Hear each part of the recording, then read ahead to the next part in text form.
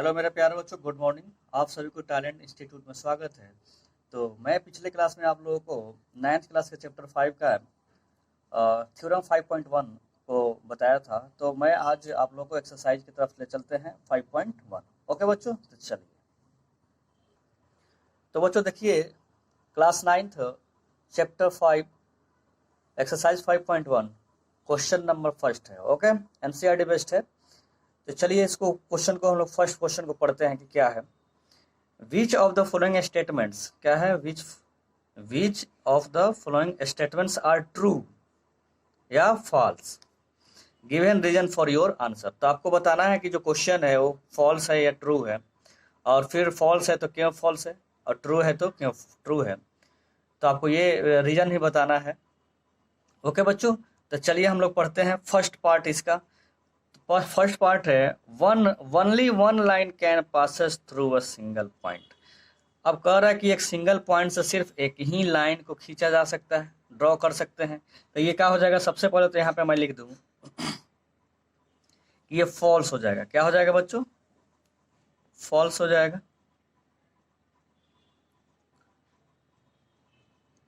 False हो जाएगा। Okay बच्चों, अब क्यों फॉल्स होगा, अब मैं आप लोगों को दिखाता हूँ क्यों फॉल्स होगा। मान लीजिए कि एक पॉइंट है ये, ठीक है बच्चों। यहाँ से हम बहुत सारे लाइन खींच सकते हैं। देखिए, ये भी लाइन हो सकता है, ये भी लाइन हो सकता है, ये भी लाइन हो सकता है, ये भी लाइन हो सकता है, बहुत सारे लाइन हो सकता है। ओके बच्चों, तो एक पॉइंट से हम लोग क्या कर सकते हैं, मेनी लाइंस खींच सकते हैं, बहुत सारे लाइंस खींच सकते हैं। तो इसलिए क्या हो जाएगा, ये फॉल्स हो जाएगा। तो यहाँ पे लिख देंगे बिकॉज, तो देखो बच्चों यहाँ पे लिख दिया false because many lines passes through one points. Okay, मैं आप लोगों को दिखा भी दिया कि एक पॉइंट से बहुत सारे लाइन खींचे जा सकते हैं। ओके, तो ये जो स्टेटमेंट था ये क्या था, रॉन्ग था। ओके बच्चों, कि एक पॉइंट से सिंगल लाइन पास करेगी, तो ये गलत है। ओके बच्चों, चलिए इसका देखते हैं नेक्स्ट पार्ट क्या है। तो देखिए बच्चों, यहाँ पे सेकंड पार्ट है इसका। There are an infinite number of lines which passes through two distinct point. कह रहा है कि दो डिस्टिंक्ट पॉइंट से बहुत सारे लाइन क्या कर सकता है, infinite number of lines passes हो सकते हैं। इनफिनाइट मतलब क्या होता है, अनंत तक, है ना। अनंत लाइन, बहुत सारा लाइन खींचे जा सकते हैं। तो ये क्या हो जाएगा बच्चों, ये क्या हो जाएगा, फॉल्स हो जाएगा। क्योंकि हम लोग क्या जानते हैं कि टू डिस्टिंक्ट पॉइंट से एक ही लाइन क्या हो सकता है, पास हो सकता है, एक्सियम 5.1 से। ओके बच्चों, तो ये क्या हो जाएगा, इसका आंसर क्या हो जाएगा, इसका आंसर हो जाएगा फॉल्स। ओके बच्चों, फॉल्स हो जाएगा। क्यों, क्योंकि हम जानते हैं कि दो डिस्टिंक्ट पॉइंट है, मान लीजिए ये ए एंड बी है। ओके बच्चों, तो सिर्फ एक ही लाइन तो यहाँ पे खींचे जा सकते हैं दो डिस्टिंक्ट पॉइंट से, और कोई भी लाइन नहीं खींचे जा सकते हैं। तो यहाँ पे फॉल्स लिख देंगे, यहाँ पे बिकॉज लिख देंगे, because axiom 5 from axiom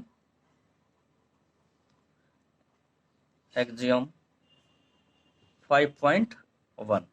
okay बच्चों, और लिख भी देंगे, लिख देंगे from to distinct point, from two distinct points there is a unique line that pass,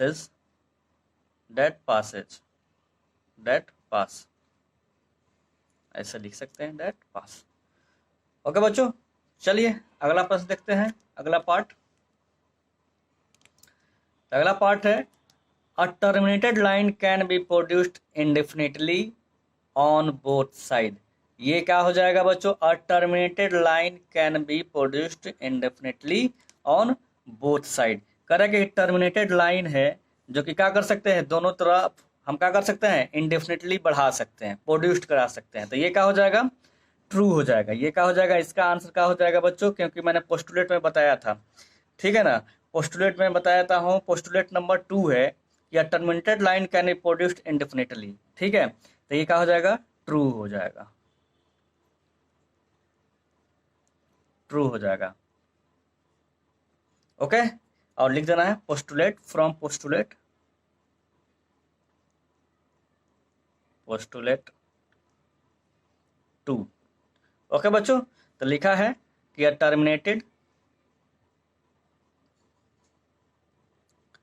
terminated line can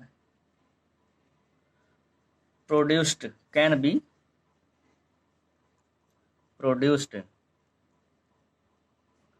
indefinitely।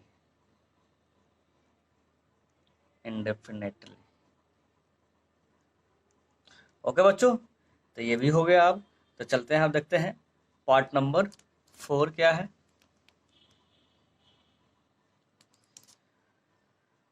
तो पार्ट 4 है बच्चों कि if two circle are equal then their radii are equal. अब देखिए कह रहा है कि दो सर्कल जब इक्वल होगा, उसका जब रेडियस इक्वल होगा, तो ये क्या हो जाएगा बच्चों? ट्रू हो जाएगा। ये क्या हो जाएगा? इसका आंसर क्या हो जाएगा? जब इक्वल रेडियस है तो उसका सर्कल क्या होगा? दोनों इक्वल होगा, तो ये क्या हो जाएगा? ट्रू हो जाएगा। अब इसके लिए क्या लिखोगे? Because two equal radii make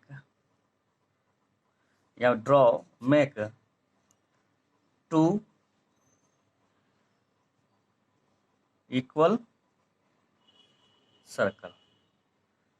okay, तो ये होता है, ठीक है ना, ट्रू हो जाएगा ये। और because two equal radii make two equal circles. Okay बच्चों, चलिए अब अगला प्रश्न देख लेते हैं। अगला पार्ट क्या है?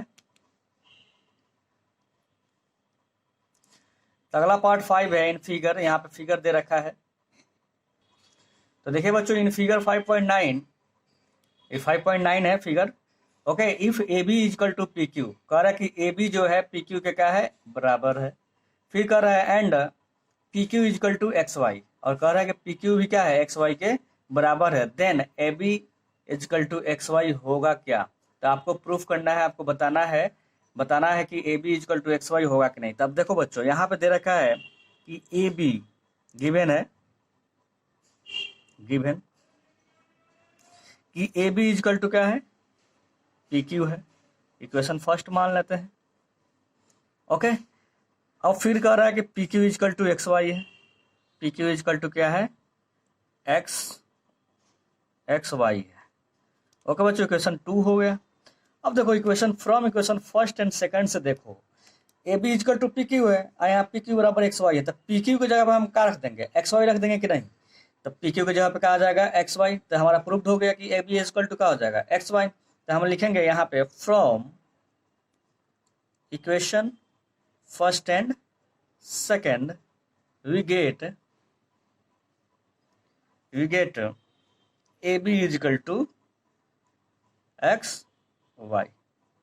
ओके बच्चों, तो ये हमारा आंसर हो गया, प्रूव्ड हो गया, बता भी दिया हम लोग। ये क्या हो जाएगा? A B is equal to X Y भी होगा। ओके बच्चों, अब चलिए देखते हैं नेक्स्ट क्वेश्चन क्या है। तो बच्चों अब देखो प्रश्न संख्या 2 है, क्वेश्चन नंबर 2 है। Given a definition for each of the following terms, are there other terms that need to be defined first, what are they and how might you define them. अब देखो यहाँ पे देखो कह रहा है कि अब जो भी ये पैरेलल लाइंस है, perpendicular lines, line segment, radius of a circle और स्क्वायर, इसको क्या करना है? आपको डेफिनेशन लिखना है इसका, ठीक है ना, और इसको समझाना भी है कि क्यों है ना, कैसे आपको दिखता है ये सब। चलिए हम देखते हैं कि पैरेलल लाइंस का सबसे पहले डेफिनेशन पढ़ लेते हैं कि पैरेलल लाइंस होता क्या है। Parallel lines are lines in plane which do not meet, that is two straight lines in a plane that do not intersect at any point are said to be parallel lines। यहाँ पे कह रहा है कि दो अगर straight line है और वो कहीं भी इंटरसेक्ट नहीं कर रहा है प्लेन में, एक्स वाई प्लेन में, तो क्या हो जाएगा? पैरेलल लाइन होगा। ओके बच्चों, तो पैरेलल लाइंस का डेफिनेशन यही होता है कि दो लाइंस है, उनके बीच का डिस्टेंस क्या होना चाहिए? सेम होना चाहिए, परपेंडिकुलर डिस्टेंस होना चाहिए, और वो का कभी भी इंटरसेक्ट नहीं करेगा। तो दो लाइन हम खींच दिए, ये लाइन और ये लाइन क्या है, पैरेलल है। ओके बच्चों, तो ये लाइंस क्या है, पैरेलल हो जाएगा, इसे ही कहते हैं पैरेलल। ये डिस्टेंस क्या होगा, सेम है। ठीक है, तो ऐसे भी हम लोग डिफाइन कर सकते हैं। ओके बच्चों, तो ये पैरेलल ही एकदम जाते रहेगा। ओके, तो इसको कहते हैं हम लोग पैरेलल लाइंस। ओके, चलिए अगला हम देख लेते हैं डेफिनेशन। अगला है परपेंडिकुलर लाइंस। ओके बच्चों, परपेंडिकुलर लाइंस क्या होता है, तो कह रहा है perpendicular lines, a line perpendicular line is the relationship between two lines. कह रहा है कि परपेंडिकुलर लाइन क्या है, दो लाइन का क्या है, रिलेशनशिप्स है, which meet at a right angle, which meet at कहाँ पे, राइट एंगल। राइट एंगल समझते हैं 90 डिग्री। या यहाँ पे और एक बोला गया है कि और a line is said to be perpendicular to another line if the two lines intersect at a right angle. तो दोनों लाइन अगर इंटरसेक्ट करता है कहाँ पे, 90 डिग्री पे। मान लीजिए कि एक लाइन ये हो गया और एक लाइन ये हो गया, तो ये है कि इंटरसेक्ट कर रहा है कितना डिग्री पे, अगर 90 डिग्री पे ये इंटरसेक्ट कर रहा है तो ये क्या हो जाएगा, इसे ही कहते हैं क्या हम लोग, परपेंडिकुलर लाइंस बोलते हैं। ओके बच्चों, समझ में आया आप लोगों को। चलिए अगला प्रश्न देख लेते हैं हम लोग। अगला डेफिनेशन देखते हैं क्या है। तो बच्चों अगला पॉइंट है, थर्ड नंबर है कि लाइन सेगमेंट क्या होता है। ओके बच्चों, तो लाइन सेगमेंट क्या होता है, इसको भी हम लोग देखते हैं डेफिनेशन से पहले, उसके बाद समझाते हैं आप लोगों को। A line segment is a part of line. कर लाइन सेगमेंट क्या है, एक लाइन का पार्ट है, that is bounded by two distinct end. तो क्या होता है, टू डिस्टिंक्ट पॉइंट से क्या होता है, एंड पॉइंट होता है, ठीक है ना। That line is called a line segment.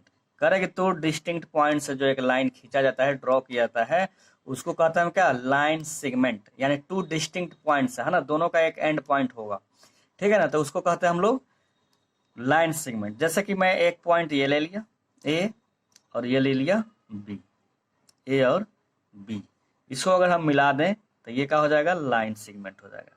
इसे ही हम लोग कहते हैं लाइन सेगमेंट कहते हैं। ओके बच्चों, समझ में आ रहा है आप लोग को। इसमें कुछ नहीं है, बस आप लोग को जानना है कि लाइन सेगमेंट होता क्या है।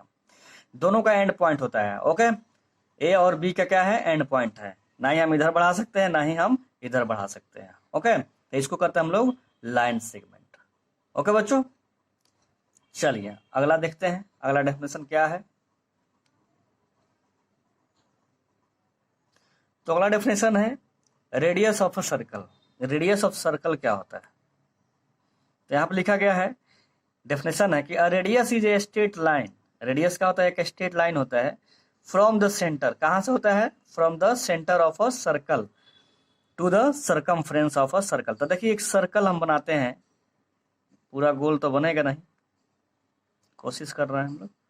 तो देखिए ये हम मान लिया क्या, सेंटर है, ठीक है। तो ये जो लाइन जो है सर्कमफ्रेंस के साथ जो बना, ये सर्कमफ्रेंस होता है ना, बाउंड्री को सर्कमफ्रेंस कहते हैं। ये सर्कमफ्रेंस और सेंटर से जो लाइन ये है उसको ही हम लोग क्या कहते हैं, रेडियस। ये क्या है बच्चों, रेडियस, इसे ही हम लोग कहते हैं। ओके, समझ में आया आप लोगों को। तो radius is a straight line from the centre of a circle to the circumference of a circle. Okay बच्चों, चलिए अगला देखते हैं, एक और है इसका डेफिनेशन। तो बच्चे देखिए यहाँ पे 5 है, स्क्वायर। इसका डेफिनेशन देखते हैं हम लोग कि square is a regular quadrilateral. देखो स्क्वायर का होता है, एक रेगुलर क्वाड्रिलेटरल होता है। क्वाड्रिलेटरल किसे कहते हैं, जिसकी 4 साइड्स होते हैं। Okay, which means that it has 4 equal sides. और उसका जो चारों साइड्स होगा वो क्या होगा, इक्वल होगा। 4 equal sides and 4 equal angles is 90 degree, that is called क्या, स्क्वायर। देखो 4 साइड्स होगा इक्वल, मान लेते हैं ये साइड है, ये साइड है और ये साइड है। ये चारों साइड क्या है, इक्वल है। ये ए है, ये भी है, ये भी ए है, अगर ये भी ए है और ये सारा 90 डिग्री है तो इसे क्या कहते हैं हम लोग? स्क्वायर कहते हैं बच्चों। क्या कहते हैं? स्क्वायर। ओके, तो ये देखिए ये क्या हो गया, तो इसका यही होता है कि a square is a regular quadrilateral, regular which means that it has four equal sides and four equal angle is 90 degree, that is called a square. Okay, तो स्क्वायर का आप लोगों को डेफिनेशन पता हो गया। ओके बच्चों, तो बच्चों आप लोग इसको प्रैक्टिस करो, इसको आप लोग देखो, ठीक है ना, इस डेफिनेशन को याद रखो, याद करो। तो हम लोग फिर मिलेंगे नेक्स्ट क्लास में। ओके बच्चों, तो थैंक यू सो मच मेरे प्यारे बच्चों।